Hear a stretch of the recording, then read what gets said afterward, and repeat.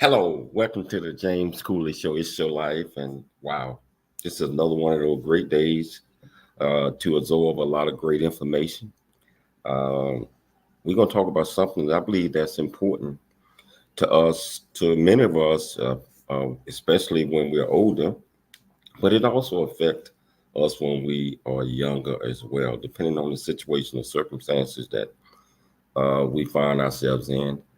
And it depends on a lot of things because sometimes we have to turn to the government or the state or etc. for disabilities.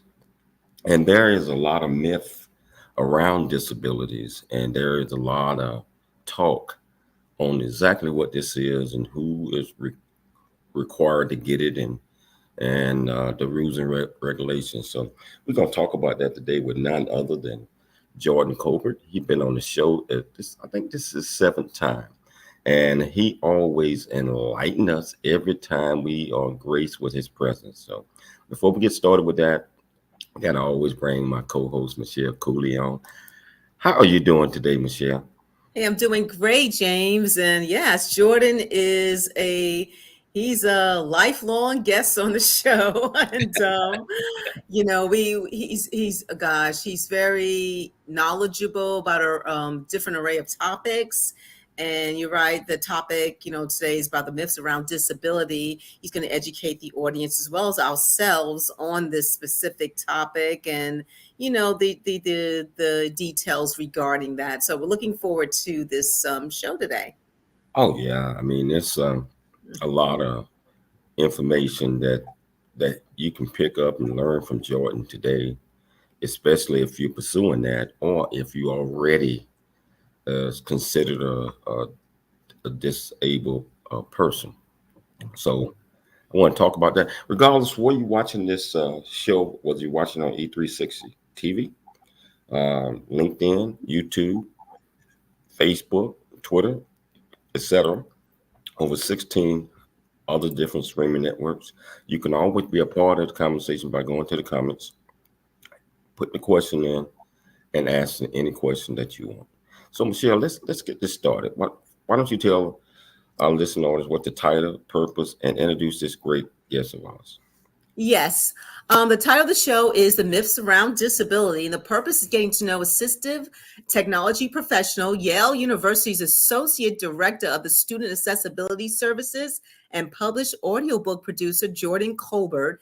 And we're going to talk about the issue of disabilities and society, dispelling common myths about disabilities, and discuss how to address disability myths in society. So let's tell you a little bit about Jordan Colbert. He is from Mays Landing, New Jersey, a small town right outside Atlantic City. After his father left at the age of 4, Jordan lived with his mother and 2 of his 6 older sisters. Because of his mother's brief stint in jail and then later a significant cognitive disorder from illness, Jordan was raised by his older sister, who placed a strong emphasis on education.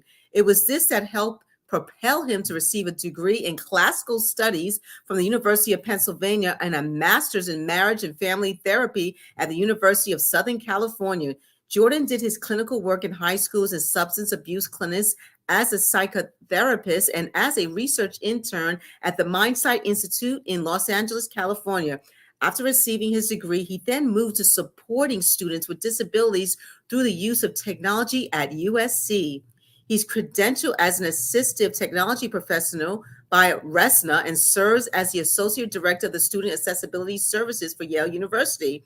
He presented at multiple national conferences on the importance of assistive technology for individuals with disabilities and consulted with companies to increase their digital accessibility presence and products. He has produced 2 audiobooks, Up from the Bottom, a memoir by Isaac Ford Jr., and Country Boy, City Boy, A Journey That Ain't Over Yet by Dr. James Cooley. The James Cooley Show, It's Your Life, E360 TV, welcomes back Jordan Colbert to the show. Welcome back, Jordan. You know, man, it's always a pleasure having you on the show because every time that you're on, you bring a array of different knowledge and understanding. And the topics that you choose are always fantastic, my friend. Always fantastic. So, how have you been, man? I've been good, JC. I'm happy to be here. I'm, like you said, I'm a pretty frequent flyer on this show. So I'm happy, to drop a little bit of knowledge and see how I can just spread some education to the rest of the world. How is Yale University treating you, man? It's great. There's a lot of things going on over here, a lot of great work, a lot of just positive stuff to help the world, whether that's the field of disability, the field of medicine, just there's a lot happening at Yale. So that's a good role that I have over there.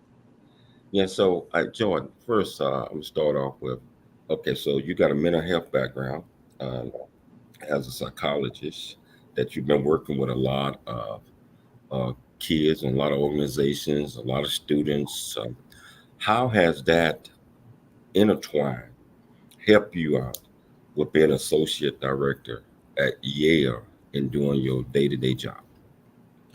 Yeah, so my background really comes all together to give me a very good perspective and a way to interact with other people who may have disabilities, who may need just, support in some different way.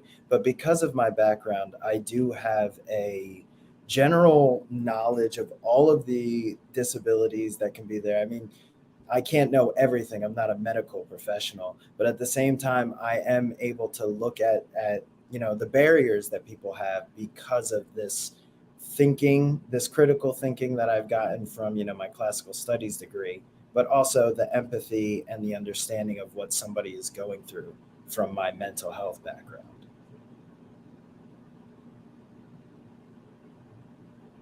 So Jordan, a couple of audiobooks, you did one for me and one for a very, very good friend of ours. Um, in helping us, I mean, actually, you orchestrated all of these things. Uh, Understanding with your background, your mental health, and just how people think in general. Uh, did that have an effect on how you tailored both of us, myself and Isaac, and put together a superb product with our audiobook? Can you talk about that a little bit? Yeah, definitely. So the way that I view audiobooks, they really are a new way for individuals to learn. These type of things are so huge as an assistive technology because they've allowed people who may have, visual disabilities, who may have intellectual disabilities, who may have learning disabilities. All of these things play into the purpose of an audiobook, and when you're producing something like that, you're really thinking, how can we get everybody to engage with this, but also pick up the information that's trying to be, you know, transmitted through that audiobook. So as I work through that process, like producing audiobooks, it's really focused on the ability to increase literacy, whether that's, with conjunction with a regular book, or if that's just listening to the information and taking in the words and getting, a real way to interact with the information in verbal form. It's a great question, though, JC. Yeah, definitely is a great question. Well, let's talk about the title of today's show, The Myths Around Disability. Can you tell our audience what is considered a disability? Yeah. So, in terms of a disability for the legal purpose, the disability is any physical or mental impairment I that think we might have substantially lost him for a second. limits an Okay. individual's ability to perform major life functions. Hmm. And so that also includes a person who may have a history of these type of impairments, but it also is somebody who may be regarded as having one of these impairments. And so that aspect it's pretty important because in that case, if somebody is saying, yes, I may have a disability or I have a disability, even if you do not see the other aspects of it, that statement there does open the field for it to be considered under the umbrella of disability support. Well, I know a lot of people may think of disability as something physical, which has to be seen by the naked eye. But can you kind of just talk about that? But also, are there different types of disabilities? Yes. Yes, that is one of the myths, and we can talk about that later, is that disabilities only are physical in nature. Somebody who the things that come to mind are usually a person who may use a wheelchair, or a person who may have mobility concerns, or cerebral palsy, things like that, where it's visible, you can see. But there are a wide array of disabilities. So that can be, sensory, where it's visual, or hearing, so deaf of hard of hearing. There's also psychological disabilities, which, fall under the aspect of mental health and mental health diagnoses. There's also things like learning disabilities, where that might impact your ability to manipulate reading. So words might get switched up, or impact your ability with math or writing, or maybe even processing speed. So that's the rate you get information. Then there's other areas like ADHD and neurocognitive disorders. So all of these things can be happening in the background and not be very present to those, just looking in, the casual life viewer. Yeah, thanks. Jordan, can disabilities be temporary? Something that has happened for maybe a year, a couple of months, a year. Can you tell us about? Does disability always have to be permanent, or can it be temporary? That's a phenomenal question, because a lot of people do not actually recognize, yes, if you break your leg in that moment, you are experiencing a disability, because it substantially limits your ability to, be mobile, to get around.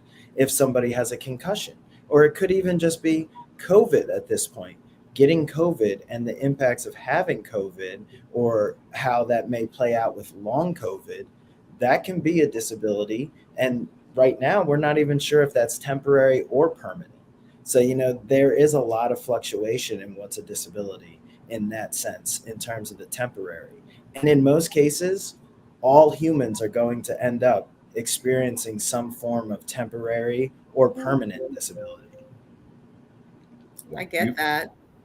Speaking of COVID, I mean, I do believe COVID has led to a lot of mental disability because of the impacts that we had to go through. I'm talking about regardless of who you are. I mean, being told you cannot do this and do that, and being afraid to go outside, or go on an airplane, or just things that we're accustomed to in our everyday living kind of causes some people to have paranoia Mhm. disability. Can you talk about that a little bit? Yeah, I mean, COVID has caused a huge surge in, disabilities and disability awareness, actually, which is something we can talk about later. But the impact of COVID is significant. I mean, there's the questions around, certain populations are experiencing suicide at a higher rate after COVID. I mean, we see a lot more anxiety these days. And that's just a general trend. That was going up regardless, but we see it more prevalent now, and people are recognizing it. There will be some significant impacts socially for, the children that experience something like this, and as we're all experiencing it, the adults too. Oh yeah.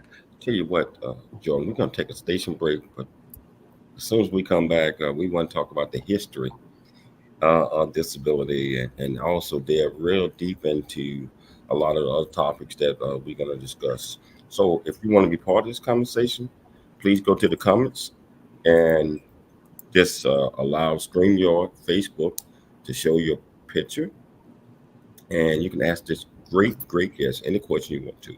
It's your life. We'll be back shortly after the break. I'm Dr. James J.C. Cooper.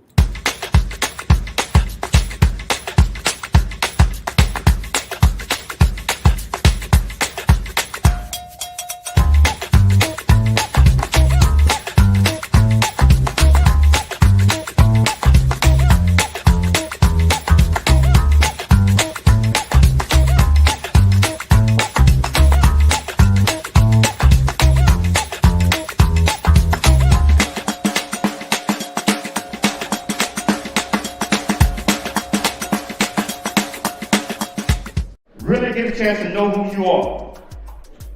And once you know who you are, you truly know who you are, love who you are. Love who you are. You're a masterpiece. Love who you are. Love who you were born to be. Love me some me.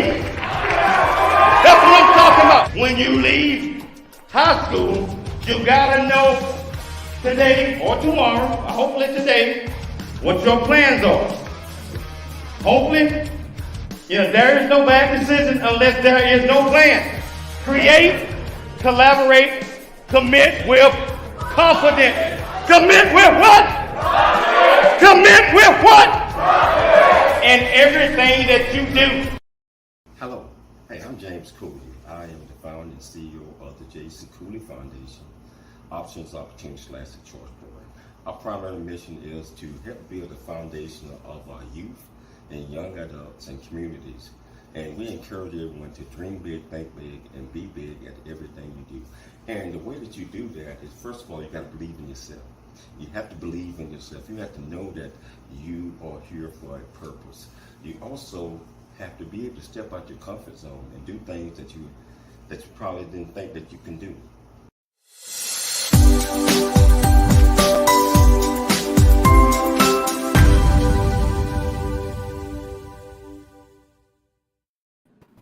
Hello, welcome back to the James Cooley Show. It's your life, and that's, like I said, we got this absolutely fantastic guest here, Jordan Colbert, who's talking to us about the myths, some of the myths of disability, and a lot of other things that goes along with that as well. So, if you want to be part of this conversation this season, just like I said, go to the comments and ask Jordan any question that you want. You can ask Michelle or myself any question that you want to as well. We just want to get you part of the conversation. Jordan, so disability in the United States, I say America, it's got some history behind it on the Disability Act and different things. Can you talk to our listeners a little bit about that? Yes, I can, because this is very true. America does have a history with disability. And for the most part, it's actually been that America has not addressed disability. So as we think about, the inception of the country back in 1776, glasses were really just being invented. Prior to that, smaller disabilities, or smaller visual issues never could be corrected. They were just something that you lived with. And that really is the idea of what disabilities were prior to, the modern conception of them. And for a long time, as we transitioned it from the 1800s to the 1900s and up to the early, 1960s, 70s, the concept of disabilities was really to push them out of the viewpoint and to make sure that they are marginalized. In many cases, people with psychological disabilities were just institutionalized, or, maybe children with autism were seen as there's no way to help them. But now, as we've moved through history, there were laws that were created. 1973 Rehabilitation Act, that's when it really started. And then there was some part and parcel movements from the civil rights movements that included people with disabilities. And that's what really got us to that point of the modern idea of disabilities, where we need to support individuals, through laws to prevent discrimination, to make sure that access is there. And, we've still got a long way to go, because there's been other iterations of laws, and there are still things that are inaccessible in our society. But the history is really leading towards positive change. Wow, exactly. Well, you definitely want that change. So, Jordan, can you kind of discuss, and let's talk about the medical model and social model of disability? Can you explain what each one is, and also the view? Can you kind of explain these two viewpoints to our audience? Sure. Yeah, this is really the way that disabilities are viewed in society in the modern time. And so the way that the medical model works is what most people know. It's the idea that there's a diagnosis, you can either get a treatment or a cure, and then you get, you eventually get through it.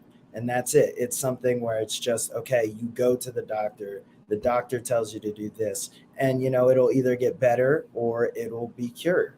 And so that's the way that we really view most medical illnesses, most anything related to, a medical condition or a psychological condition.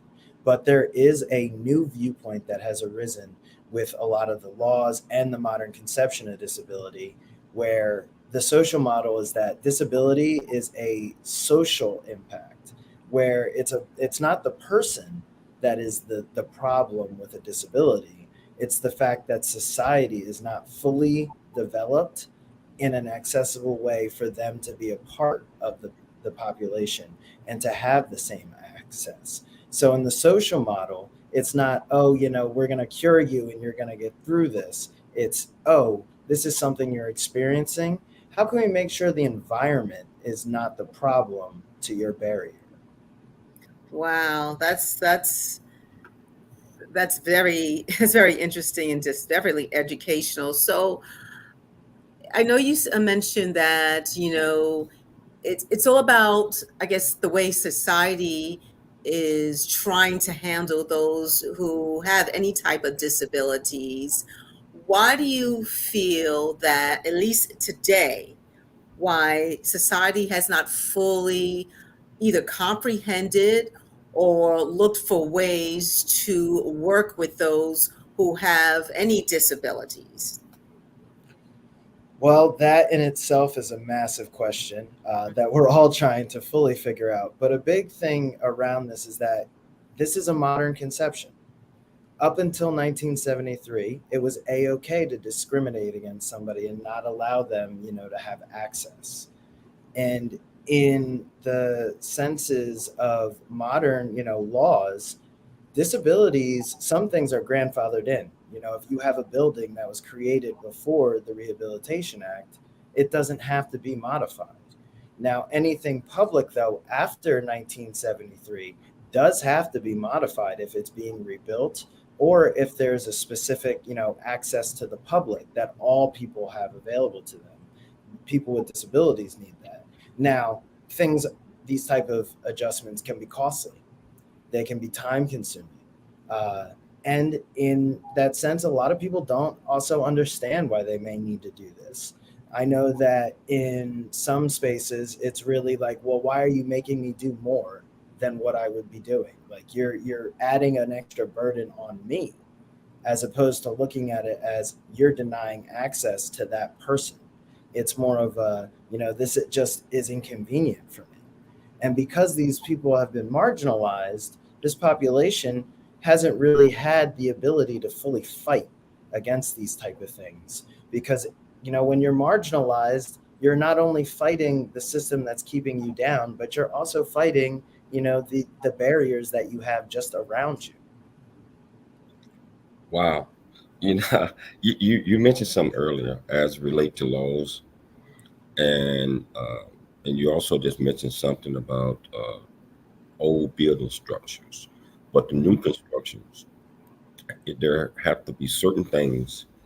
Case in point, a restaurant or a high-rising building, elevators and stuff Mhm. like. Can you explain to our viewers what does that mean, and is this by law that these have to be built this way, or is the owner can decide whether he can need to put these things in or not? Can you talk about that a little bit? Yeah. So there are laws around these type of buildings. Anything that's new, anything that is being developed, or anything that can be renovated, or can be adjusted to be accessible. Now, if your building is 15, floors and there's no elevator in there, that's awful, because nobody wants to walk up 15 floors. But at the same time, it may be very difficult to install an elevator shaft into that building. That may be an undue financial burden. Now, that's not very often that it will come up as an undue financial burden, but there are laws around this that, a ramp needs to be installed in your building. Every building does need an accessible entrance. And, Yeah, I you know, think if it's grandfathered in, yeah, it doesn't have to have that. Also, certain businesses, if they're like under a certain amount of employees, or if they're in certain functions or spaces, they may not have to, you know, adhere to these laws because of the scope of what they do. But at the same time, a lot of the rules and regulations aren't always like, you know, included in the building of things. Something that we see that happen in very frequently is the digital spaces, and many people don't think about that. But if a website is not designed up to code, people can't access that, and that actually limits who can get information, and it also limits who can use products and services. And so when you have these systems and these laws that you just kind of disregard, eventually they will either impact your bottom line because you're losing customers, you're losing viewers, you're losing traffic, or you will face a lawsuit. And then you really will have a big issue, because not only then do you have to make the changes, but you also are put like right in front of you that you did not make things accessible at first, and that a law, like a court of law, had to make you do this. That's not good publicity. Jordan, so approximately how many Americans are living with disabilities? So it's about 1 in 4 Americans are living with a disability. So that the concrete number is 26%. And so that is a pretty sizable amount of the population. And that does break down into different ranges. You know, people with physical disabilities comprise 13% of that. Then the next is cognitive disabilities, which we've seen, you know, there's a rise in ADHD. There's a rise in learning disabilities, because now we know about these things. So the more we learn and the more people actually, you know, come forth and talk about disabilities or receive services, that's how we get a much better understanding of disabilities. But overall, the general population in the world with disabilities is around, you know, 4 to 5% of the world population. Wow. And that's also an extrapolation, because obviously we may not be able to contact all of the people, you know, living in the rural areas of China or Russia or India. You know, there may be, like, those are just examples, but other countries as well. Wow. You know, we're going to take a station break, but we're going to come back and we're going to pick it up. Great discussion here, great educational facts. You know, so I tell you, we're going to take a station break, but we're going to come back with more of Jordan Colbert. It's Your Life. I'm Dr. James J.C. Cooley.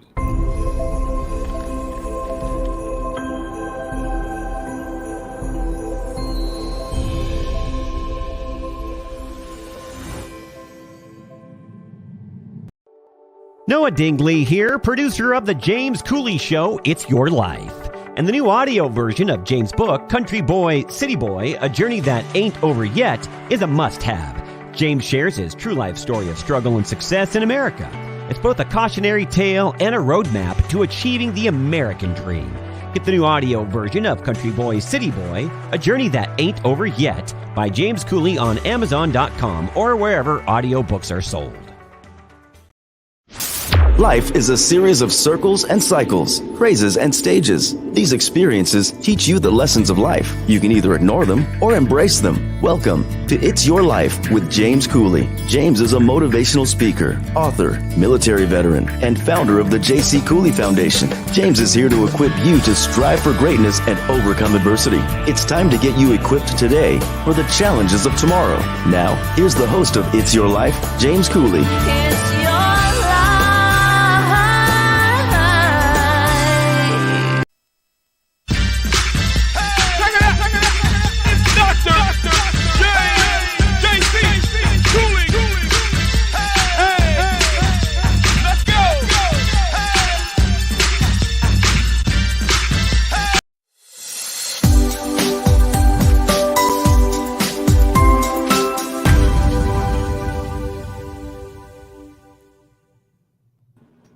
Hello, welcome back to the James Cooley Show. It's Your Life, and you know I love having this guy on this show. But just like I mentioned, he is always bringing new, wonderful information that's beneficial to all of us. And these are the types of guests that you certainly want to keep in your pocket, and you want to have them to come on periodically to discuss the new changes, the new things out there. And Jordan, you doing a lot of great things. So proud of you, being over at Yale and all other great things that you're doing. A very, very busy man, and Michelle and I miss you, man. We miss you. Well, I got to come out there and visit you in Texas soon, JC. It's gonna happen as soon as I can find a moment in between all this work and my friend's weddings happening. Yeah, man, you can come visit us in Texas or California. You already know that. You got an open invitation. We in California right now, but I tell you, we'll be back in Texas. I will be back in Texas the end of this month. All right, I'll have to call you. Oh yeah. Jordan, the title of the show is The Myths Around Disabilities.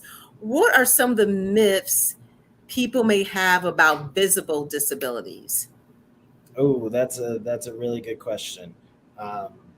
Because these type of myths pervade, and sometimes it's that concept of implicit bias. You don't even realize that you are thinking about these myths. But one major one is that people with disabilities, with physical disabilities specifically, are brave and courageous for dealing with their disability. And yes, these people can be brave and courageous, but it doesn't have to do with the disability. Having a disability is not about bravery or courage. It's about, being able to adapt and trying to, mitigate the amount of barriers that show up because of the disability. Now, they may achieve great things, but at the same time, that's an area where it's like, okay, don't put them on the pedestal because of their disability. Put them on the pedestal because of, their actual accomplishments. Another one might be that somebody in a wheelchair is confined to a wheelchair, or using the term wheelchair bound, because in many, many cases, a person who is using a wheelchair is not stuck in the wheelchair. They're not in the wheelchair all the time. They may have some use of their legs. They may have mobility. They may be able to, do other supports with other types of technologies. So that's another one about physical disabilities. Another is that an individual who is blind, that they have a sixth sense, like the movie Daredevil kind of shows. But in reality, that's offensive, because then it starts to give that perception that people with blindness, they can hear everything. And, that's inappropriate. That's very inappropriate to just assume something like that, or to even really think about that in that way. And it's very similar to something like deafness or hard of hearing, because people may think, oh, all people who are deaf or hard of hearing can read lips. And that's not true either. Wow, that's amazing, because you're right. When you just started saying that people tag them as brave and courageous, and I do believe it is an unconscious bias. There's no intent of malice when people tag that label to them. It's just that they just they look at disabilities and they just tag it, or they label it as, oh, they're suffering from disabilities, so they must be brave and courageous. And you're right. Sometimes we don't know things until things are pointed out to us. So thank you for mentioning that. So what about the myths concerning people with invisible disabilities? And can you explain the difference? Yes. So it's interesting because in both cases with both disabilities, it really does cut down the individuality and the independence of a person. And it also sometimes questions their personhood, because when people have invisible disabilities, a lot of the time the myth is that they're just making it up. or that it's something that, isn't as significant as they're making it seem, because it's, something that, oh, maybe everybody has to deal with anxiety, or yeah, most people have to deal with an inability to focus or concentrate. And what they're really not taking into account is the way that this underlying condition or underlying disability is really playing out in their experience that's not visible. Something that is that I've realized just from doing this work is that the concept of somebody being dumb is actually, that in itself is a myth, because in reality, people there's a varied spectrum of ability of intelligence, but the real concept of people struggling to understand something is because it's not presented in an accessible way. Because there are so many people nowadays where they would have said, you're gonna struggle, your life is gonna be hard, you're never gonna get through high school, you're never gonna get to college, no way could you get a PhD. And nowadays we have changed that conversation by providing support. Are there any truths to any of the myths regarding disability? Yes or no? What is your thoughts? I mean, for the most part, no. Most Mhm. of it is rooted in a misconception of somebody else's experience, or a projection of what you think somebody else's experience is. Because the real thing is that in many cases, people feel either uncomfortable about asking a question around disabilities. Kids may, have questions about disabilities where they say, oh, it's not nice to, ask questions like that. But in reality, it really depends on the way you ask a question. And that's how you learn about things. And when you learn about things, you actually realize that the myths are there because people just don't understand.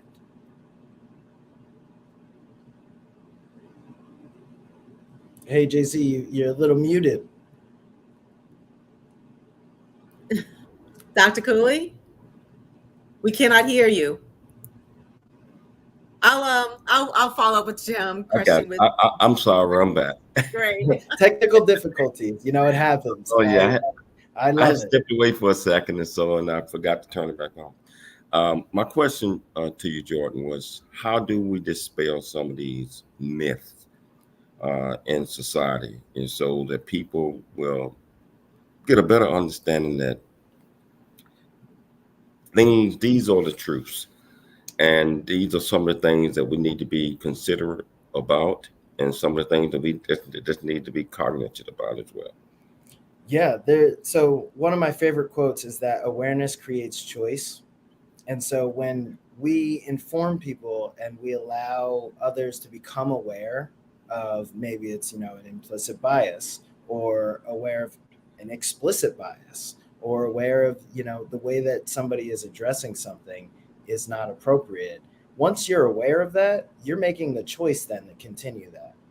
And so, just bringing the education is one big aspect, but another is to get more representation of people with disabilities out in the open. And so right now, a big focus really is invisible disabilities, because, we have such a strong focus on mental health these days. And so the concept of getting others, representation, that allows people to see, oh, people with disabilities can do X. People with disabilities are not in this box that I thought they were.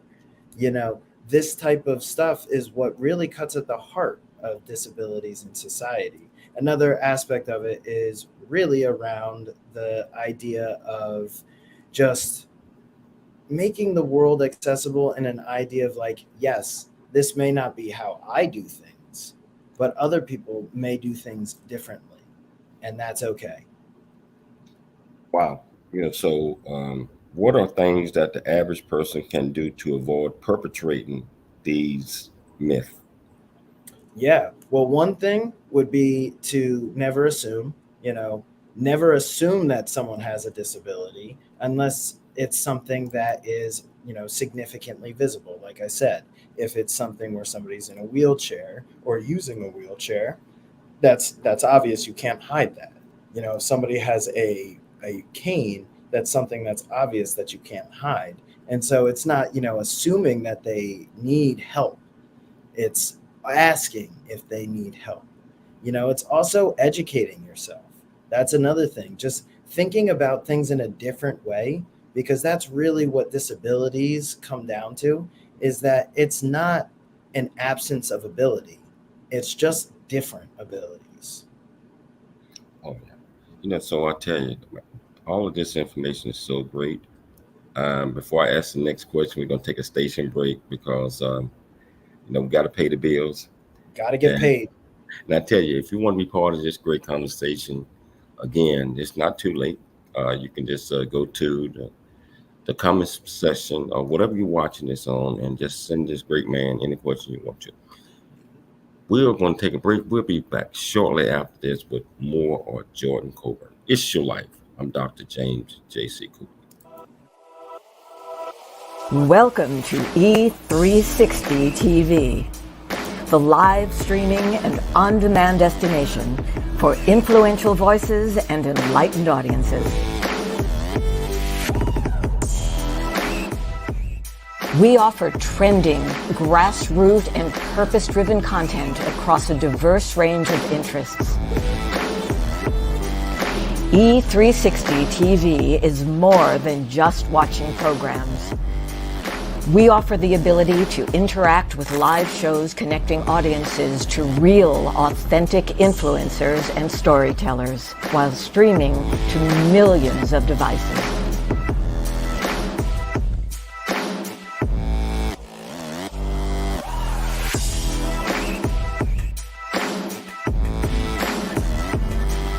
Real experiences.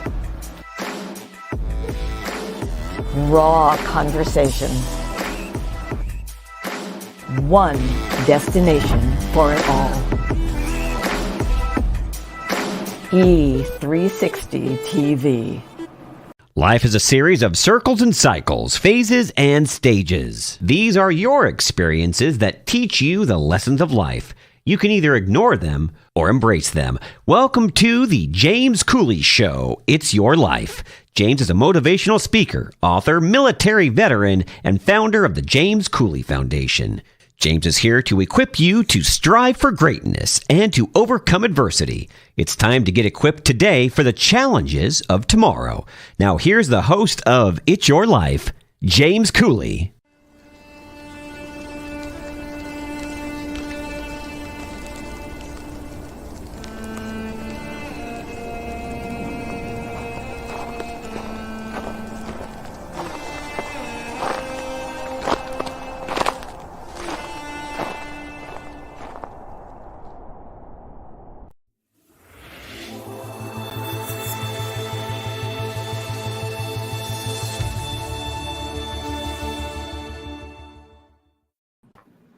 Hello, welcome back to the James Cooley Show. It's your life with Jordan Colbert.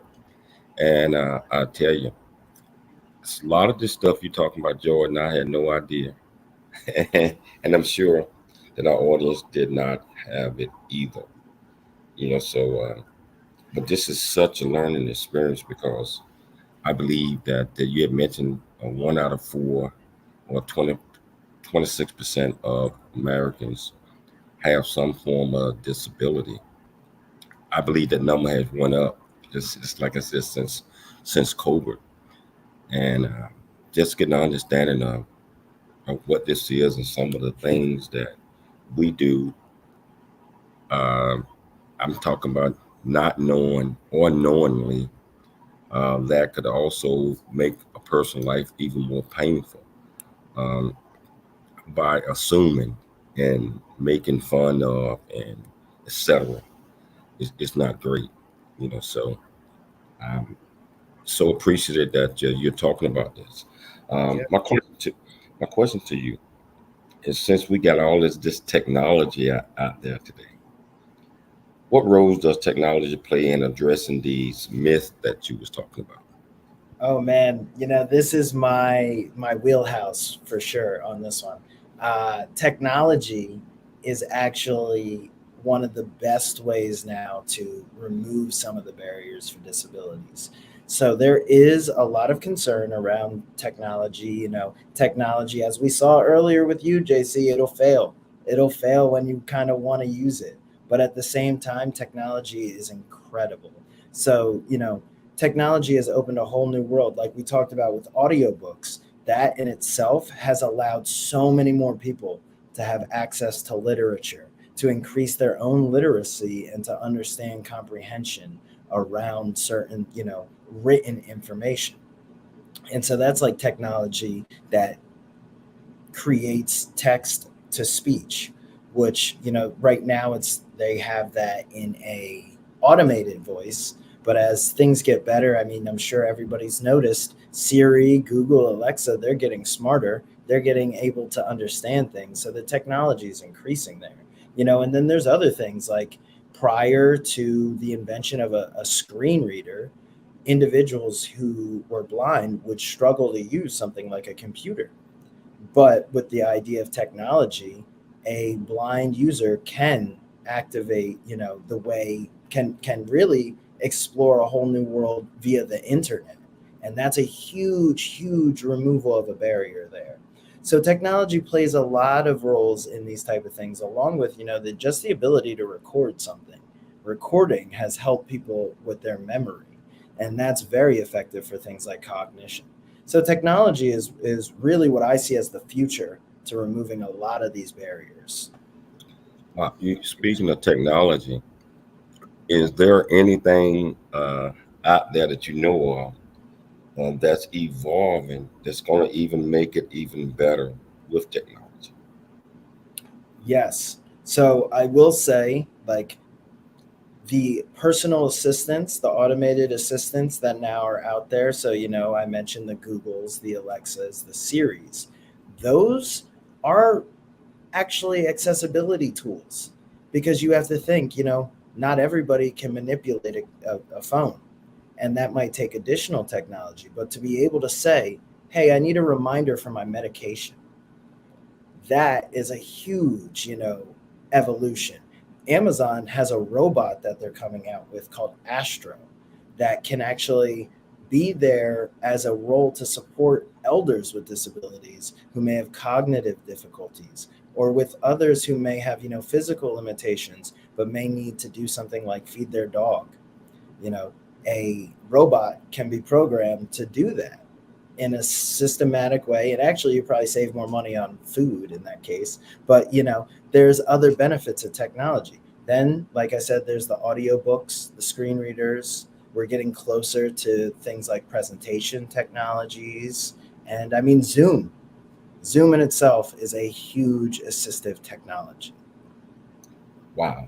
Have things changed towards society's perception toward those with disabilities? What are your thoughts on that? Yeah, I would say they definitely have, because disabilities has been more in the forefront. We are in the second wave of like a civil rights movement in which many populations are gaining more representation.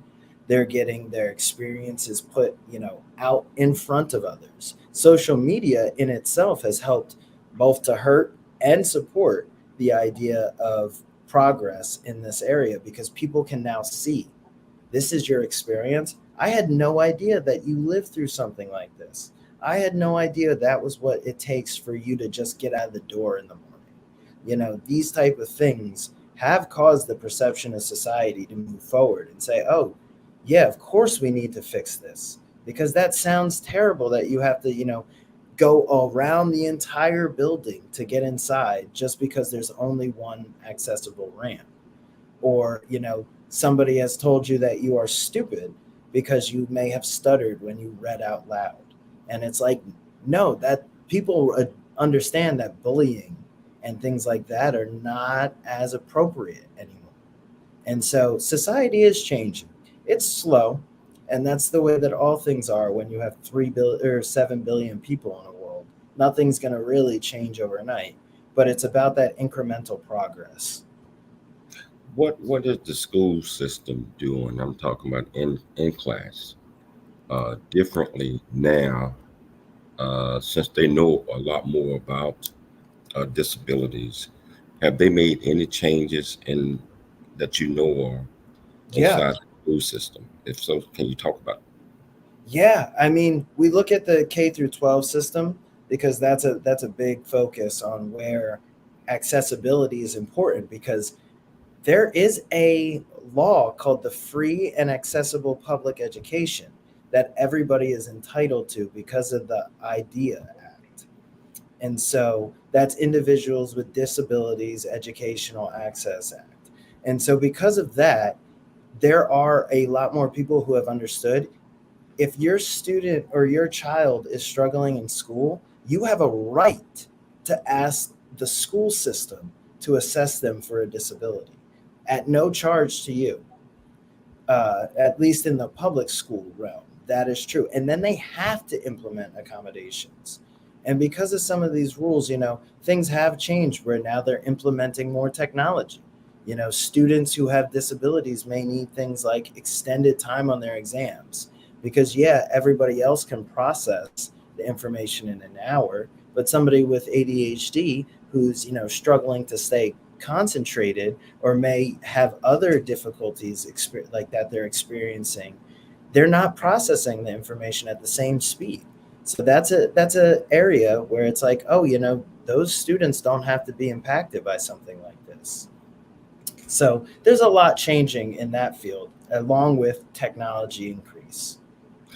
Can you kind of give our viewers a quick understanding what the ADA is and why it's so important? Yes. So the Americans with Disabilities Act was passed in 1990 by George Bush. And that is a landmark piece of legislation because that expanded the role of what the Rehabilitation Act of 1973 did in preventing discrimination around these areas. But it also expanded where this type of accommodation is necessary.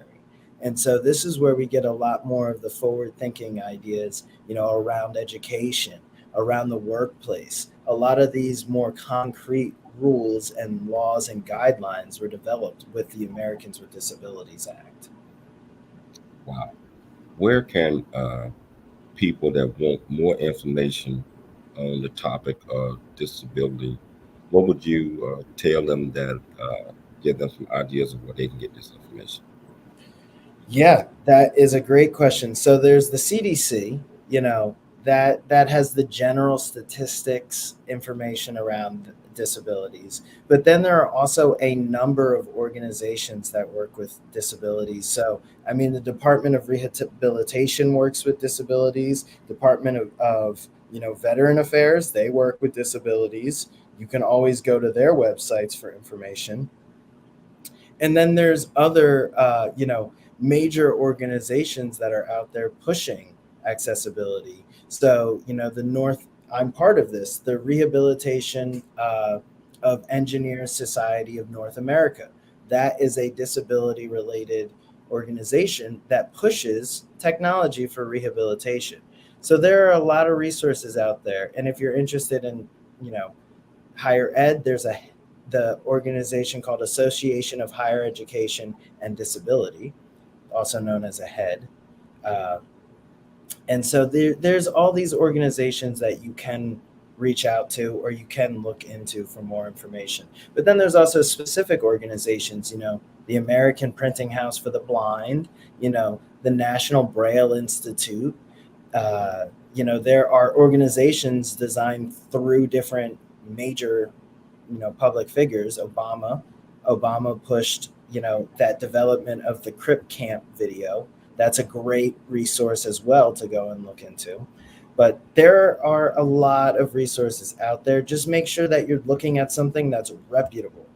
It's not just www.persontoTheLeft.com. Man, we're coming down to the last couple minutes of the show, or probably last 90 seconds. What are some of the takeaways, Jordan, that you want our viewers and listeners to get from this great conversation? Yeah, top 3 takeaways. One, people have a different experience and have different abilities than what you may have and what you may experience and what you may think about everybody as a standard. So that's number one. Two, people with disabilities are not different from you and I. They just do things differently because of the barriers that are existing, as we talked about with the social model. And number three, people with disabilities are not dumb, they're not lazy, they're not weak, and they are not, supposed to be confined to institutions or something like that. People with disabilities are incredibly prolific and incredibly intelligent. They fall in the same spectrum as everyone else. Wow, man, another great interview. Yeah. Oh, you writing in the books right now, man? I mean, I'm scribbling some things out as I go. So I might have to hire you again because I'm finishing up 2 other books and getting ready to start another one. So, Hey, all right. I'm always looking to turn them into audiobooks as well. So, but my great friend, I want to thank you for taking the time to come on the show. Happy to be here. Again, a couple of months from now, I'm going to have to hit you back up. Yeah. And get you back. I'll show up. I'll be here. Yeah. So, just like you just heard and just saw this great man, disability, talked about disability, myths of disability, and just a whole wealth of knowledge. I believe that we all need to be cognitive and we all must have an understanding of what that is, because sooner or later it's going to affect us or somebody close to us. Thank you so much, Jordan.